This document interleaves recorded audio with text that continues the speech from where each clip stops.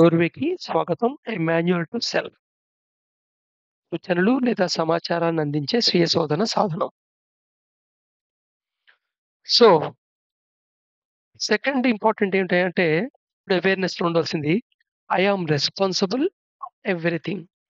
ఇక్కడ రెస్పాన్సిబుల్ అనగానే సాధారణంగా బాధ్యత వహించటం అనే అర్థంలో తీసుకుంటారు. అంటే ఎవరిని బ్లేమ్ చేయాలి లేదా ఎవరిని పనిష్ చేయాలి ఈ జరిగిన దానికని.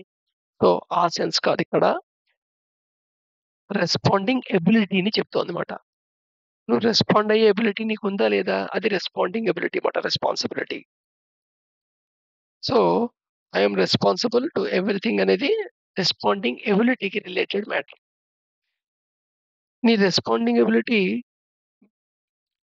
థింకింగ్ రెస్పాన్సిబిలిటీ అయ్యుండొచ్చు, డూయింగ్ రెస్పాన్సిబిలిటీ అయ్యుండొచ్చు, బిహేవింగ్ రెస్పాన్సిబిలిటీ అయ్యుండొచ్చు, బీయింగ్ రెస్పాన్సిబిలిటీ అయ్యుండొచ్చు. దీంట్లో బీయింగ్ రెస్పాన్సిబిలిటీ గురించి మాట్లాడుతున్నాం అన్నమాట.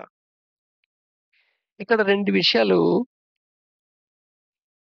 స్పష్టత అవసరం. ఒకటి కంపల్సివ్‌నెస్, రెండోది కాన్షియస్‌నెస్. సో, మనం ఒక ఆటో పైలట్ మోడ్‌లో చేసే పనులన్నీ ఒక కంపల్సివ్ మోడ్‌లో చేస్తుంటాం.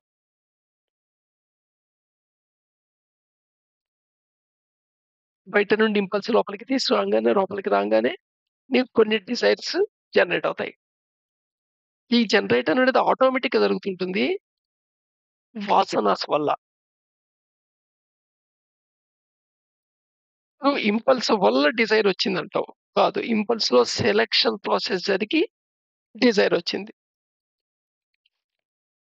నీకు కనబడుతున్న దాంట్లోంచి నువ్వు ఏం సెలెక్ట్ చేసుకుంటున్నావు అనే దాన్ని బట్టి. అలాగే ఆ సెర్చ్ చేసుకునే ఏరియాలో నీ మెమరీలో ఆల్రెడీ ఏది నువ్వు ఇంక్లూజివ్ చేసుకున్నావు అనే థాట్ ప్యాటర్న్ బట్టి ఆ డిజైర్ స్పార్క్ కింద ఫార్మ్ అవుతుంది. నీ మెమరీలో ఉన్న మోటివ్స్ బట్టి అంటే నువ్వు ఓహ్! ఇలా అయితే బావుంటుంది, ఇలా అయితే బావుంటుంది, ఇలా అయితే ఏ సమస్య ఉండదు, ఇలా ఉంటుంది. ఇలా చిన్నగా ఆలోచన దీన్ని ప్రోగ్రెసివ్ థాట్, పాజిటివ్ థాట్ అని గూడా అనుకుంటూ ఉంటారు. అలా అనుకోవటంలో అది మోటివ్ కింద పనిచేసి థాట్ జనరేట్ చేస్తుంది. థాట్స్ కూడా బోలెడు జనరేట్ అవుతాయి. ఈ మోటివ్స్ ఎలా ఫార్మ్ అయ్యాయి? నువ్వే ఫార్మ్ చేసుకున్నావు. సో, బీయింగ్ రెస్పాన్సిబిలిటీలో నీ రెస్పాన్సిబిలిటీ లెవెల్ ఎంత పెరుగుతోంది? ఇంపల్స్ అనేది ఎక్స్‌టర్నల్ నుండొచ్చింది. కానీ ఇదంతా నీ యొక్క మేకింగ్. సో, నీకు చాయిస్ ఉందక్కడ. బోలెడు రకాలుగా అదే సిట్యుయేషన్‌కి అందరూ ఓ రకంగా ఆలోచించరు. రకరకాల థాట్స్ రావచ్చు. ఈ థాట్‌కి ఎమోషన్ అటాచ్ అవుతుంది. సో, నీ పర్సనల్ అండ్ సోషల్ ఇండెక్స్ ఉంటుంది కదా! నీ నాలెడ్జ్‌లో దాన్ని బట్టి నువ్వు డిసైడ్ చేసుకుంటావు. ఆ రెండిటి బట్టి. అలాగే నీ స్ట్రక్చర్ ఆఫ్ యాక్సెప్టెన్స్ బట్టి నువ్వు డిఫరెంట్ సిట్యుయేషన్‌లో ఏ సిట్యుయేషన్‌లో అది సబబు అని ఒప్పుకుంటావు. అది స్ట్రక్చర్ ఆఫ్ యాక్సెప్టెన్స్ అన్నమాట. సో, ఆ డిఫరెంట్ సిట్యుయేషన్‌లో ఏవైతే అబోవ్ ఉన్నాయో అవన్నీ నీకేవో తప్పులా కనబడుతుంటాయి. బిలో ఉన్నవన్నీ కరెక్ట్‌లా కనబడుతుంటాయి. అలాగే ప్రతి థాట్‌కి ఎమోషన్ గ్లూ అటాచ్ అవుతుంది. ఈ ఎమోషన్ గ్లూ అటాచ్ అవ్వటం వల్ల ఎక్స్‌పెక్టేషన్స్ దాంట్లోంచి ఫార్మ్ అవుతాయి. ఈ ఎక్స్‌పెక్టేషన్స్ కూడా ఆ ఎమోషన్ యొక్క ఇంటెన్సిటీ బట్టి రకరకాల ఎక్స్‌పెక్టేషన్ లెవెల్‌లో ఉంటాయి. Emotional intense. ఎంత ప్రాసెస్‌ని ఆర్గనైజ్ చేసే సాఫ్ట్‌వేర్ ఏమిటంటే బిలీఫ్ సిస్టమ్. అది నీకు కండిషనింగ్ నువ్వు సొంతంగా ఏర్పరుచుకున్న కండిషన్స్ వల్ల గాని, సమాజం నిన్ను చేసిన కండిషన్స్ వల్ల గాని, నువ్వు పెరిగిన ఎన్విరాన్మెంట్ వల్ల గాని, నీ జెనెటిక్ కండిషన్ వల్ల గాని, సో, బిలీఫ్ సిస్టమ్ ఫార్మ్ అవుతాయి. దాని నుండి ఒపీనియన్స్ ఫార్మ్ అవుతాయి. అలాగే నువ్వు ఐడెంటిఫై అవుతావు ప్రతి దాంతో. ప్రతి దాంతో నువ్వు ఐడెంటిఫై అవుతుంటావు. ఇది నేను, ఇదే నేను, ఇది నేను, ఇది నేను అని. సో, ఈ ఐడెంటిఫై అవ్వటంలోంచి కంక్లూజన్స్ ఒస్తాయి. అలాగే నీ ఇమాజినేషన్ కెపాసిటీ నుండి అజంప్షన్స్ ఫార్మ్ అవుతాయి. సో, వీటి యొక్క రిఫరెన్స్ కింద ఇంక్లినేషన్స్ అండ్ టెండెన్సీస్ మీద ఆధారపడి నీకు డిఫరెంట్ థాట్స్ ఒస్తాయి. సో, ఈ ఎంటైర్ ప్రాసెస్‌లో అంతా నీ యొక్క అవేర్‌నెస్‌లో లేకుండా జరిగిపోతుంటే అంటే ఇంపల్స్ నుండి టక్కుమని ఫిల్టర్ అయిపోయి వాసనాస్ ద్వారా డిజైర్స్ రావటం. ఆ డిజైర్‌లో ఏది థింకింగ్ ప్యాటర్న్ నీకు ఫ్రిక్షన్ క్రియేట్ చేస్తుందో నీకే అవేర్‌నెస్‌లో లేకపోవటం. మోటివ్ ఏమిటనేది కూడా అవేర్‌నెస్‌లో లేకపోవటం. మన థాట్స్ పాప్ ఔట్ అవ్వటం. ఆ థాట్స్ నీ personal and social induction and conditions మీద ఆధారపడి నువ్వు మళ్ళా ఫిల్టర్ చేసుకోవటం. కొన్ని థాట్స్‌ని అప్రూవ్ చేసుకోవటం, మళ్ళా ఆ థాట్స్‌కి నీకు ప్రమేయం లేకుండానే మెమరీలోంచి రకరకాల ఆహ్, ఎమోషన్స్ గ్లూ కింద అటాచ్ అవ్వటం. ఆ అటాచ్‌మెంట్ ఆధారపడి రకరకాల మెమరీలు బయటికి రావటం. ఈ లోపలికి ప్రాసెస్ అవుతున్న ఇన్ఫర్మేషన్, మెమరీలో వచ్చిన ఇన్ఫర్మేషన్ కలిపేసి నువ్వు ఎనలైజ్ చేసుకోవటం, అర్థం చేసుకోవడానికి ప్రయత్నం చేయటం. ఈ అర్థం చేసుకోవడానికి నీ ఒపీనియన్స్, అజంప్షన్స్, కంక్లూజన్స్ వాడటం, బిలీఫ్ సిస్టమ్‌ను. ఈ బిలీఫ్ సిస్టమ్ నీవు కండిషన్ చేయబడటం వల్ల, ఐడెంటిటీ ఫీల్ అవ్వటం వల్ల, ఇమాజినేషన్ వల్ల ఏర్పడింది. ఈ ప్రాసెస్ అంతా అవేర్‌నెస్‌లో లేకుండా జరిగిపోతుంటే దాన్ని కంపల్సివ్‌నెస్ అంటారు. సో, కంపల్సివ్‌నెస్‌గా అవుతున్న వాడు రెస్పాన్సిబుల్ ఫీల్ కాలేడు. కాన్షియస్‌గా ఫీల్ అవుతున్నవాడు రెస్పాన్సిబిలిటీ ఫీల్ అవుతాడు.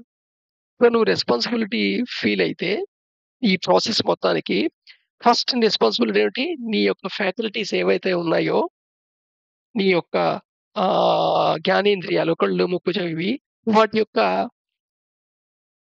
రేంజ్ ఉంటుంది. ప్రతిదానికి ఇంత రేంజ్ కంటే మిగతావి పర్సీవ్ చేయడానికి ఛాన్స్ ఉండదు. కన్ననుకోండి ఏదో సర్టెన్ వేవ్ లెంత్ నుండి సర్టెన్ వేవ్ లెంత్ దాకే పర్సీవ్ చేస్తామని చదువుకున్నాం. విజువల్ లైట్ అంటాం దాన్ని. ఈ అల్ట్రావైలెట్ కిరణాలు చూడలేవు నువ్వు, ఇన్‌ఫ్రారెడ్ చూడలేవు, మిగతా స్పెక్ట్రమ్ అంతా చూడలేవు. బట్ నీ యొక్క రేంజ్ ఏదైతే ఉందో దాన్ని ఆప్టిమైజ్ చేయటం అనేది నీ చేతిలో ఉంది.